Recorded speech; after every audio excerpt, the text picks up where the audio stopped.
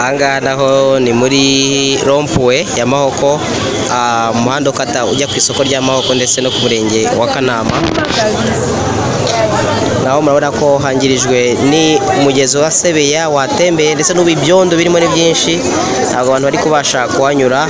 Ibinyabiziga byaparikaga hano iruhande rwa rompuwe dutegereje abagenzi bagenda, ntabwo byahagarara ko n'abantu bari kugenda.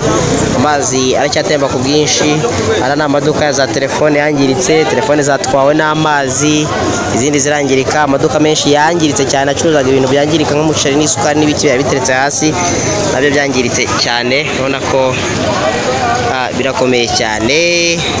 Abatabara mutabare Mahoko, umugezi wa Sebeya idanje, bagirije ibintu byinshi cyane. Aya ni amarembo ya gare ya Mahoko, aho umugezi wa Sebeya wangirije ibintu byose muri gare ndetse no hanze yayo. Amarembo yawo mukora ko yangiritse cyane, amarembo ya gare. Ubwo kugira ngo ikinyabiziga kinjiremo ni ibintu bigoye cyane, ko hacukutse, habaye icyobo kinini, yaba amazu ari iruhande rwaho. urabona nk'iyi bara, iyi bara yitwa American Super Pub, ibintu byose byaba birimo byangiritse. Hano hose hacukutse, habaye imyobo, ahandi hose nyine imihanda yangiritse, ibintu byinshi byangiritse cyane kubera umugezi wa Sebeya.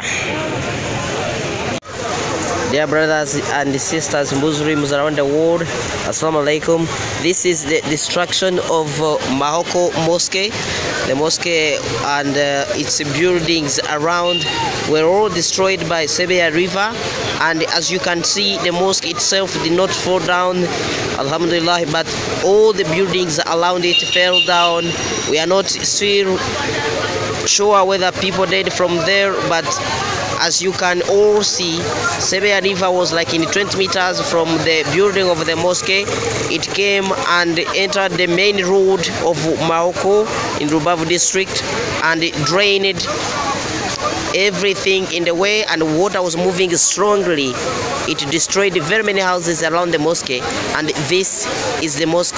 The mosque stands still, alhamdulillah, but very many buildings around were destroyed, even though we are still uncertain. We're not still sure whether people were still in the mosque or were not there yet.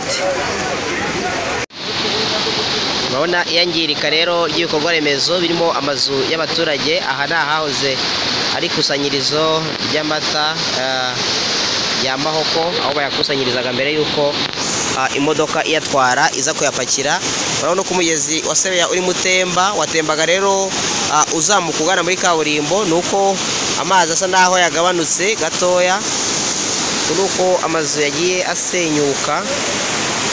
Birakomeye cyane. Iyi ni imwe mu mazu menshi tutabasha kugeraho, ari hakurya hariya, aho tutabasha kubona no kugera, yangiritse cyane ku buryo bugaragara, ndetse harimo n'abantu bagiye bangirika, bahasiga ubuzima, abandi bakakomerekera bihambaye. Sebeya, Sebeya, Sebeya. You see the road side, and it is very far from the river, but the stones, the blocks on the road were all taken. Heavy blocks, like 100 kilograms blocks, were all taken by the water. It's just even far from the riverside, but the road itself was destroyed.